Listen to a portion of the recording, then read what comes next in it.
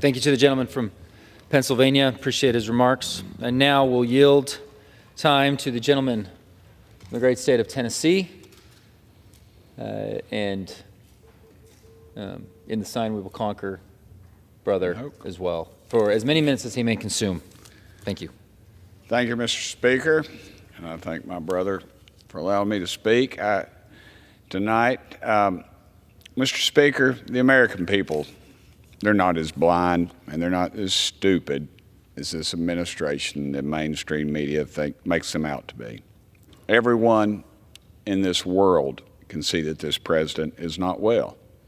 The Justice Department, they've recently released the report by Special Counsel Robert Hur, and in that report was some very damning notes that were made.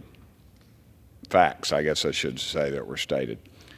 And the president wasn't charged in the case of mishandled documents, but they couldn't rush to judgment fast enough against President Trump in a similar situation. But the report said it would be difficult to convince a jury that they should convict him.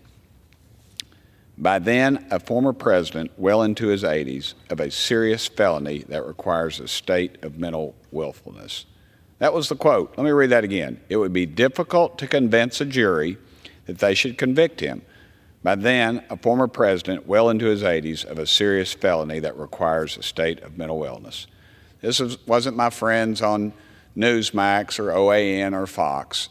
This was the prosecutor, the special counsel, Robert Hur.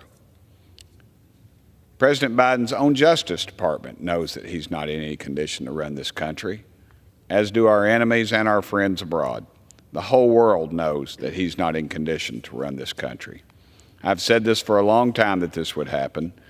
I said when everything goes down the drain for him and he is having to take the stand, they will use his mental condition as an excuse, and they will kick this can not down the road, but off a cliff.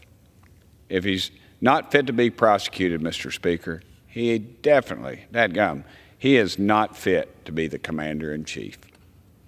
Thank you, Mr. Speaker, and I yield the remainder of my time in Oak. Thank you to the gentleman from Tennessee.